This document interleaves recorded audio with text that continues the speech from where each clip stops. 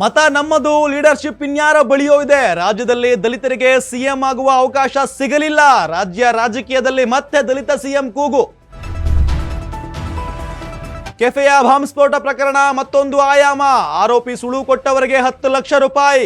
ಆರೋಪಿ ಸುಳು ಕೊಟ್ಟವರ ಮಾಹಿತಿ ಗೌಪ್ಯ. ಲೋಕಸಭೆ ಚುನಾವಣೆ ಬಳಿಕ ಸರ್ಕಾರ ಪತನ, ಆಗ ತಲವಾರ್ ತುದಿ ಹೇಗೆ ಝಳಪಿಸುತ್ತೆ ನೋಡಿ. ಸಂಸದ ಅನಂತ್ ಕುಮಾರ್ ಹೆಗಡೆ ಪ್ರಚೋದಾತ್ಮಕ ಹೇಳಿಕೆ. ಟಿಕೆಟ್ ಘೋಷಣೆಗೂ ಮುನ್ನವೇ ಮಂಡ್ಯ ಕಾಂಗ್ರೆಸ್ನಲ್ಲಿ ಅಸಮಾಧಾನ. ಕೆಪಿಸಿಸಿ ಪ್ರಧಾನ ಕಾರ್ಯದರ್ಶಿ ಸ್ಥಾನಕ್ಕೆ ರಾಜೀನಾಮೆ ನೀಡ್ತೀನಿ, ಕಾಂಗ್ರೆಸ್ ಮುಖಂಡ ಡಾಕ್ಟರ್ ಎಚ್.ಎನ್. ರವೀಂದ್ರ ಹೇಳಿಕೆ. ನಮಸ್ತೆ, ನೀವು ನೋಡ್ತಾ ಇದ್ದೀರಾ ಅಶ್ವವೇಗ ನ್ಯೂಸ್. ನಾನ್ ರೋಹಿತ್. ಮೊದಲಿಗೆ ಸುದ್ದಿಯನ್ನು ನೋಡ್ತಾ ಹೋಗೋಣ. ಲೋಕಸಭಾ ಚುನಾವಣೆಗೆ ಅಖಾಡ ಸಜ್ಜಾಗ್ತಿರುವಾಗ ರಾಜ್ಯ ರಾಜಕೀಯದಲ್ಲಿ ಮತ್ತೆ ದಲಿತ ಸಿಎಂ ಕೂಗು ಪ್ರತಿಧ್ವನಿಸ್ತಾ ಇದೆ. ಸಮಾಜ ಕಲ್ಯಾಣ ಇಲಾಖೆ ಸಚಿವ ಎಚ್.ಸಿ. ಮಹದೇವಪ್ಪ ಅವರು ರಾಜ್ಯ ಮಟ್ಟದ SC/ST ನೌಕರರ ಸಮಾವೇಶದಲ್ಲಿ ತಮ್ಮ ಅಸಮಾಧಾನವನ್ನ ವ್ಯಕ್ತಪಡಿಸಿದ್ದಾರೆ.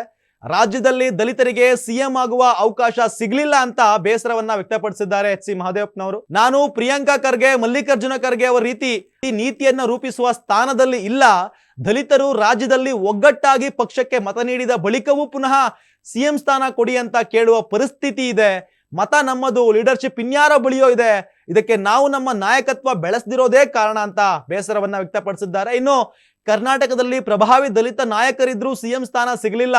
ಆದ್ರೂ ನಮ್ಮ ಪ್ರಭಾವ ಬೆಳೆಸಿ SC/SP TSP ಕಾಯ್ದೆ, ಮುಂಬಡ್ತಿ ಮೀಸಲಾತಿ ಸೇರಿದಂತೆ ಕೆಲ ಐತಿಹಾಸಿಕ ತೀರ್ಮಾನವನ್ನ ಮಾಡಿಸಿದ್ದೇವೆ.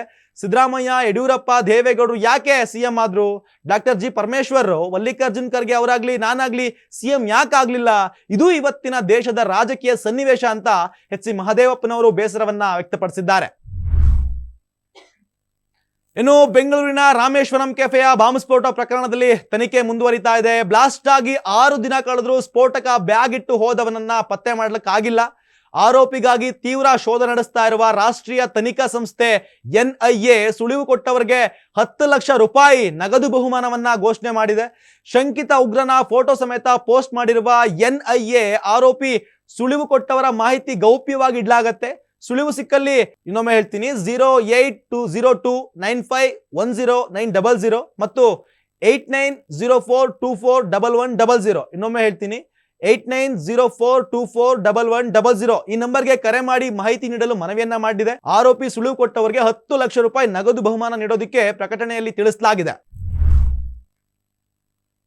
ಇನ್ನು ದೇಶದಲ್ಲಿ ಬಿಜೆಪಿಗೆ 400 ಸೀಟು ಬಂದ್ರೆ ಕೇಂದ್ರದಲ್ಲಿ ನಮ್ಮ ಸರ್ಕಾರ ಬರುತ್ತೆ. ಕೇಂದ್ರದಲ್ಲಿ ನಮ್ಮ ಸರ್ಕಾರ ಬಂದ್ರೆ ರಾಜ್ಯದಲ್ಲೂ ನಮ್ಮ ಸರ್ಕಾರವೇ ಇರುತ್ತೆ. ಆಗ ನೋಡಿ ಮಾರಿ ಹಬ್ಬ ಆರಂಭ ಆಗತ್ತೆ.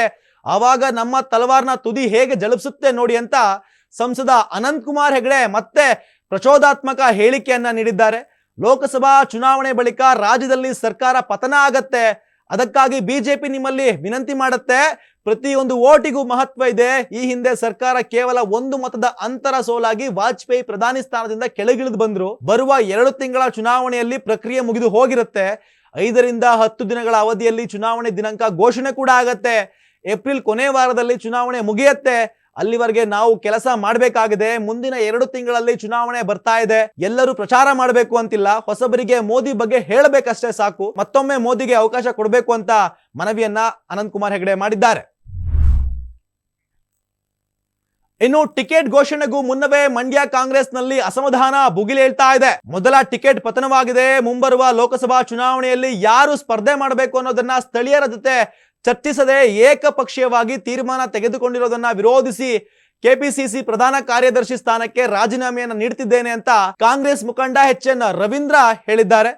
ಕಾಂಗ್ರೆಸ್ ವರಿಷ್ಠರ ನಡೆ ವಿರುದ್ಧ ಅಸಮಾಧಾನ ಹೊರಹಾಕಿರುವ ಅವರು ಪಕ್ಷದ ವರಿಷ್ಠರು ಸೇರಿದಂತೆ ಜಿಲ್ಲಾ ಸಚಿವ ಚಲುವರಾಯಸ್ವಾಮಿ ವಿರುದ್ಧವೂ ಅಸಮಾಧಾನವನ್ನ ಹೊರಹಾಕಿದ್ದಾರೆ. ರವೀಂದ್ರ ಅವರು ಕಳೆದ ವಿಧಾನಸಭಾ ಚುನಾವಣೆಯಲ್ಲಿ ಮೇಲ್ಕೋಟೆ ಕ್ಷೇತ್ರಕ್ಕೆ ಆಕಾಂಕ್ಷಿಯಾಗಿದ್ರು. ಆ ವೇಳೆ ಪಕ್ಷದ ವರಿಷ್ಠರು ಟಿಕೆಟ್ ಅನ್ನ ಕೊಟ್ಟಿರಲಿಲ್ಲ. ಲೋಕಸಭಾ ಚುನಾವಣೆಯಲ್ಲಾದ್ರೂ ಟಿಕೆಟ್ ಸಿಗುವ ಭರವಸೆಯಲ್ಲಿ ಇದ್ರು ಪಾಪ. ಆದ್ರೆ ಈ ಬಾರಿ ಉದ್ಯಮಿ ಸ್ಟಾರ್ ಚಂದ್ರುಗೆ ಟಿಕೆಟ್ ನೀಡಲು ಕಾಂಗ್ರೆಸ್ ಮುಂದಾಗಿದೆ ಎನ್ನಲಾಗಿದೆ. ಇತ್ತೀಚೆಗೆ ಚೆನ್ನೈನಲ್ಲಿ ನಡೆದ ಸಮಾವೇಶದಲ್ಲಿ ಭಾಗಿಯಾಗಿದ್ದ ತಮಿಳುನಾಡು ಸರ್ಕಾರದ ಕ್ರೀಡಾ ಮತ್ತು ಯುವಜನ ವ್ಯವಹಾರಗಳ ಸಚಿವ ಉದಯನಿಧಿ ಸನಾತನ ಧರ್ಮದ ವಿರುದ್ಧ ಮಾತನಾಡಿದ್ರು. ಕೆಲವು ವಿಷಯಗಳನ್ನ ವಿರೋಧಿಸಲು ಸಾಧ್ಯವಿಲ್ಲ, ಬದಲಿಗೆ ಅವುಗಳನ್ನ ಕಿತ್ತೊಗಿಬೇಕು. ಸನಾತನ ಧರ್ಮ ಡೆಂಗ್ಯೂ, ಸೊಳ್ಳೆ, ಮಲೇರಿಯಾ, ಕರೋನಾ ಇದ್ದಂತೆ ಅವುಗಳನ್ನ ನಿರ್ಮೂಲನೆ ಮಾಡಬೇಕು ಅಂತ ಹೇಳಿದ್ರು. ಚೆನ್ನೈ ಸನಾತನ ಧರ್ಮವನ್ನ ಡೆಂಗ್ಯೂ ಮಲೇರಿಯಾಗೆ ಹೋಲಿಸಿದ್ದ ಕೇಸ್ನಲ್ಲಿ ತಮಿಳುನಾಡು ಸಿಎಂ MK ಸ್ಟಾಲಿನ್ ಮಗ ಉದಯನಿಧಿಗೆ ಬಿಗ್ ರಿಲೀಫ್ ಅನ್ನ ಕೊಟ್ಟಿದೆ ಕೋರ್ಟ್. ಸಚಿವ ಉದಯನಿಧಿ ಸ್ಟಾಲಿನ್ ವಿರುದ್ಧ ಸಲ್ಲಿಕೆ ಮಾಡಲಾಗಿದ್ದ ಅರ್ಜಿಯನ್ನ ಮದ್ರಾಸ್ ಹೈಕೋರ್ಟ್ ವಜಾಗೊಳಿಸಿ ಆದೇಶವನ್ನು ಹೊರಡಿಸಿದೆ. ಸನಾತನ ಧರ್ಮವನ್ನ ಉದಯನಿಧಿ ಡೆಂಗ್ಯೂ ಮಲೇರಿಯಾಗೆ ಹೋಲಿಸಿದ್ದು ತಪ್ಪು, ಹಾಗೆಂದ ಮಾತ್ರಕ್ಕೆ ಅವರಿಗೆ ಶಿಕ್ಷೆ ಕೊಡೋಕ್ಕೂ ಸಾಧ್ಯವಿಲ್ಲ, ಯಾವ ಕೋರ್ಟ್ ನಿಂದ ಅದಕ್ಕೆ ಶಿಕ್ಷೆಯೂ ಆಗಿಲ್ಲ, ಹಾಗಾಗಿ ಅರ್ಜಿ ವಜಾ ಮಾಡ್ತಿದ್ದೇವೆ ಅಂತ ಕೋರ್ಟ್ ತಿಳಿಸಿದೆ. ಇದಾಗಿತ್ತು ಇವತ್ತಿನ ವಿಶೇಷ. ಹೆಚ್ಚಿನ ಮಾಹಿತಿಗಾಗಿ ನೋಡ್ತಾ ಇರಿ ಅಶ್ವವೇಗ.